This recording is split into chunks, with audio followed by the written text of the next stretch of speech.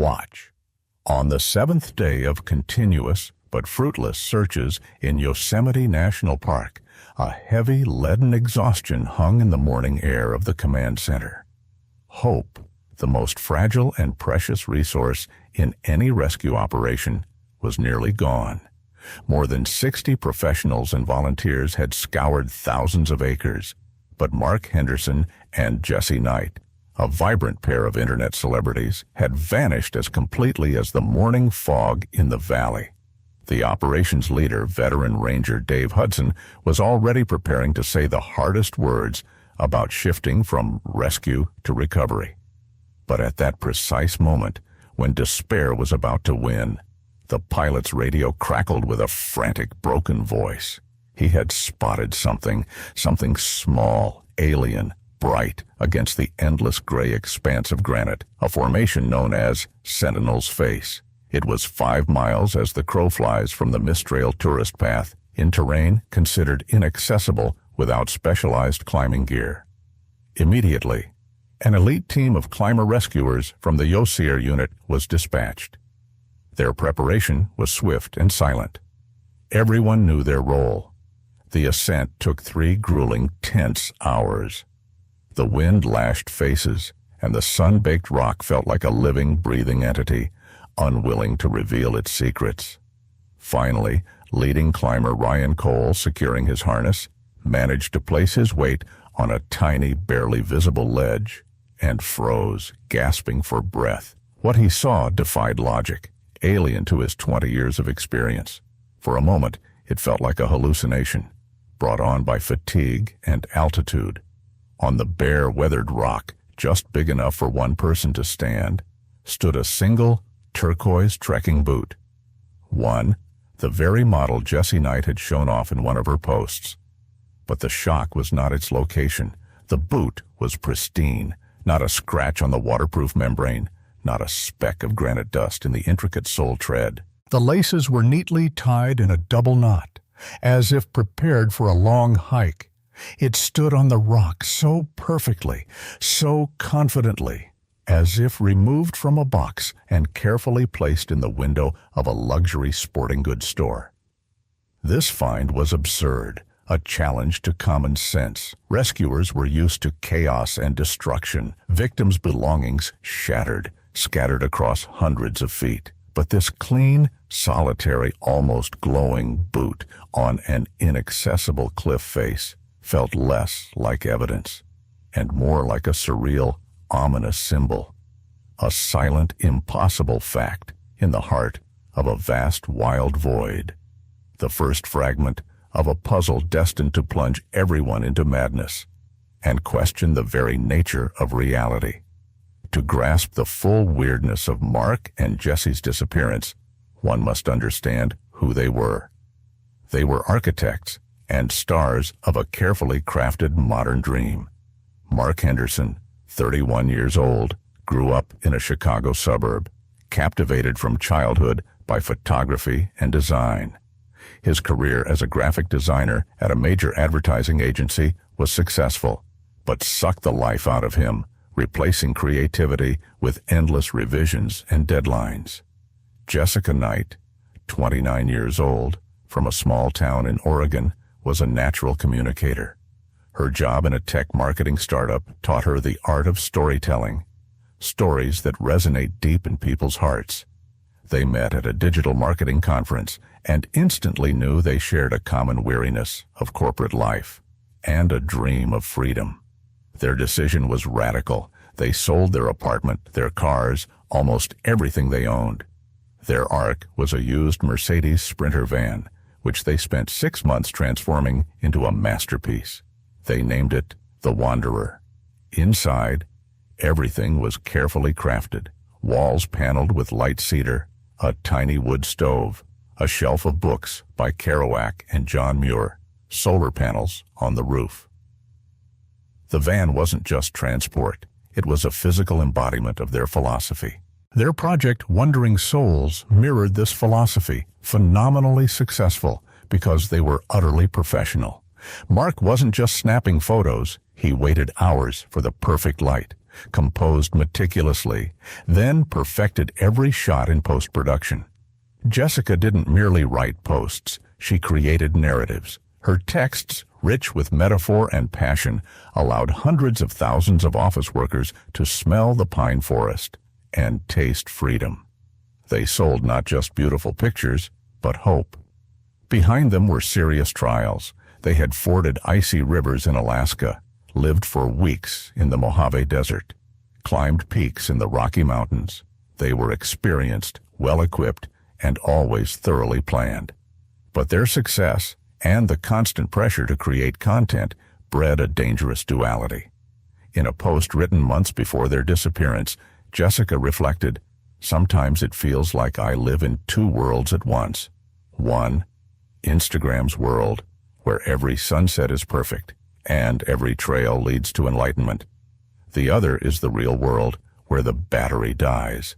That world is quieter, older, scarier. Our goal is to build a bridge between these worlds." Yosemite was to be their greatest triumph, the climax of a 2-year odyssey. They announced the trip as a pilgrimage to the heart of American wilderness. Their emotions were at a peak. Healthy, in love, successful, and in a place they regarded as sacred, they were king and queen of the story they had created. Their tale takes a dark turn when the perfect frames and carefully crafted texts collide with an ancient, indifferent force that cares little for pictures or followers. June 10, 2023. Their day began before sunrise with a ritual of content creation. At 8 a.m., a professionally edited video appeared in their Instagram stories. Mark, focused, piloting a drone soaring over Yosemite Valley. Jessica, smiling at the camera, sipping coffee from an enamel mug against the backdrop of their van. "Good morning, wandering souls," her voice whispered. "The air here is so clean, it feels like you could drink it. Today we're heading to the legendary Mist Trail. They say you can see a rainbow in the waterfall's spray. Let's go find our treasure." At about 9 a.m., they set out. The trail was already crowded. Mist Trail was no park stroll, over 600 steep granite steps carved into the rock leading up beside a roaring waterfall. The air was dense, heavy with mist. The stones, slippery. Mark and Jessica took their time. Witnesses later described them as fully absorbed in their work. The Izagaya family said they stood still for 20 minutes as Mark set up a time-lapse of the moving clouds. A group of photography students saw Jessica recording the roar of the water on her phone. As they climbed, the waterfall's bellow grew deafening. Talking became impossible. They had to shout. The cascading water thundered down over 300 feet, creating a constant spray cloud where, as Jessica promised, rainbows danced. The last confirmed sighting was around 1 p.m. on a viewpoint at the fall's summit. A tourist from Germany filming a panorama accidentally caught them in the background. They stood drenched, laughing, trying to take a selfie amidst the raging water. At 1:45 p.m., their 200,000 followers received a notification, a new post, a masterpiece of photography. Mark and Jessica, framed by a rainbow, their faces glowing with pure, unfiltered joy. But the caption beneath just 2 sentences turned the beautiful image into a chilling epigraph to their disappearance. It read, "We finally found a quiet place. You can't even hear the waterfall here." None of their thousands of enthusiastic followers paid it much mind, just a beautiful metaphor, but no one could guess it was something else entirely. Their final, desperately impossible message from a place with no return. After that post, phones lost signal. The drone never returned to its takeoff point, and Mark and Jessica never appeared again in the world of the living. The first to raise the alarm was Ranger Dave Hudson. The next morning, June 10th, he spotted their brightly painted van parked at the trailhead. He recognized it immediately. These bloggers were famous. Hudson made a note in his journal. van still in the same spot. On the morning of June 11th, a cold premonition drove him to act. A database check confirmed the pair had no permit for an overnight hike. At 5 p.m., official search and rescue operations were launched. The first 48 hours followed standard protocol. Rescuers, confident it was a simple accident, methodically scoured the trail and adjacent slopes. They checked under every boulder, searched every ravine. But as hours turned to days, the case grew stranger still. The absence of any clues was the most alarming clue of all. No dropped lens cap, no glove, not even a candy wrapper. By day 4, the operation escalated into an emergency response. Over 50 people participated, including helicopters from the National Guard Air Base and California's best canine teams. Dogs confidently took Mark and Jessica's trail from the van, leading up granite steps through a cloud of water mist, then froze, puzzled, at the waterfall's observation deck. The trail simply vanished. Handlers explained this as the result of the waterfall's roar, the moisture, and hundreds of other tourists' scents, a sensory chaos, beyond even the dogs' powerful noses. The internet community tracking the case became a wild hive. The park's phone lines overwhelmed with calls from psychics, veterans, and concerned citizens, all offering theories. This created informational noise that hampered the professionals. Dave Hudson, the operations lead, felt his 30 years of experience slipping uselessly away. He had seen a lot, but this was something else.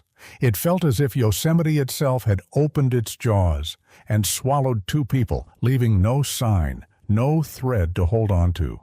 On the 7th day, when hope shifted into grim resolve, news of the boot arrived. Absurd.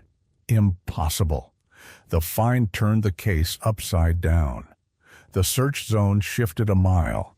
Teams began combing cliffs inaccessible to ordinary tourists. Laboratory analysis of the boot only added questions. No pollen, no soil microparticles, no organic matter typical for the finding site. It was sterile. 2 days later, on the 9th day, a second, even stranger discovery. An experienced climber, solo ascending Cloud Rest Peak. 15 miles from Mistrail, saw among the rocks the white shell of their DJI Mavic 3 quadcopter. He knew about the disappearance and immediately reported the finding via satellite phone. The rescue team evacuated the drone by helicopter. At base, the tech specialist, a former military engineer, connected the memory card, his face lit with hope. Maybe the last footage would reveal what happened. The first files were predictable. Breathtaking flights over the valley, waterfalls, Mark and Jessica waving to the camera. Then, the final file. Its title was Standard, automatically generated. Duration, 15 minutes and 4 seconds. But the screen showed nothing, except a solid, unnaturally bright emerald green color. It pulsated slightly, at a low, barely perceptible frequency. No sound, no motion. No metadata information. The engineer rebooted the software several times. Checked the file for corruption. No errors. Later, FBI experts and the drone manufacturer confirmed this was neither matrix glitch nor a corrupted file. It looked as if the drone recorded something its sensors could not process, transformed it into a pure, information-less digital signal. Finally, the third finding, which changed the investigation's course, was made, not in the mountains, but in the silence of a forensic specialist's office. An FBI agent, re-examining the case, noticed something in their last caption. Here, you cannot even hear the waterfall. He requested an official acoustic analysis. The result was chilling.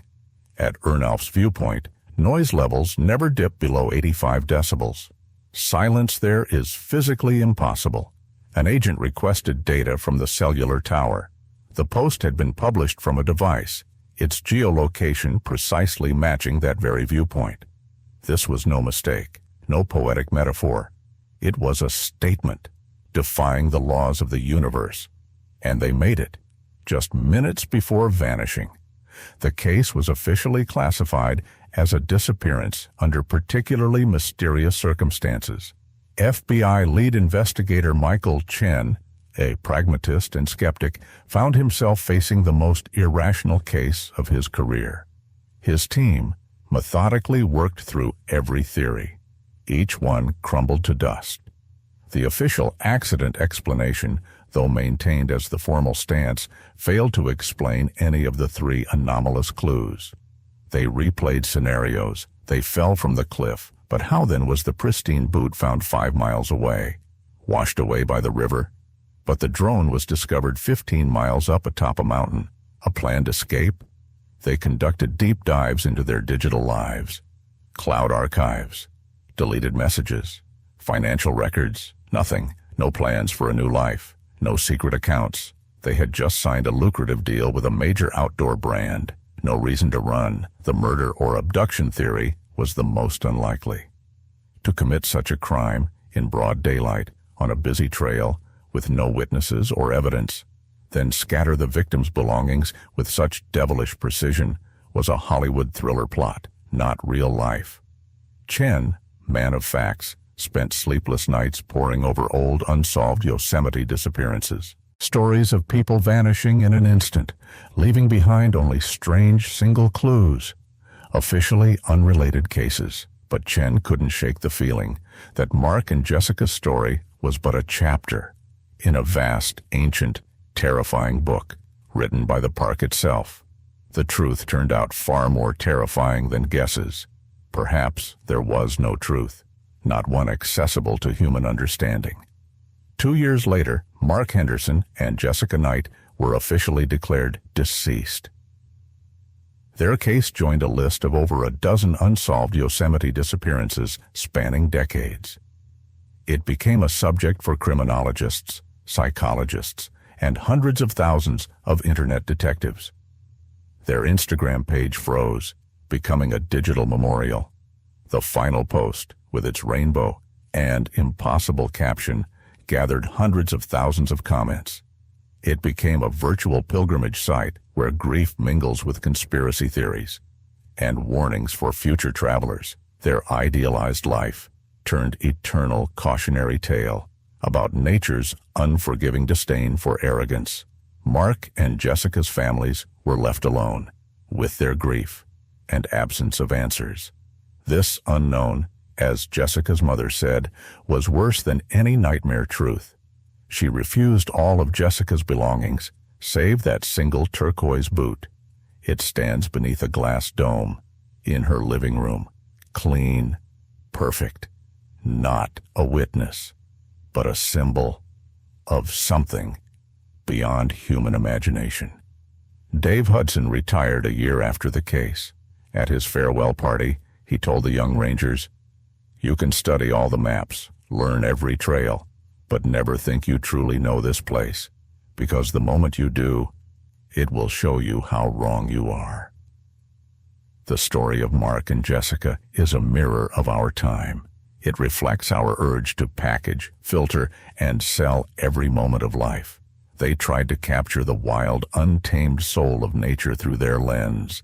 But in the end, the soul caught them. It didn't just take them. It tore their story apart, leaving behind 3 unresolved mysteries, 3 slaps to our logic, an impossible artifact, a boot defying physics and space, an impossible image, the drone's green void, a gaze into nothingness, and an impossible statement.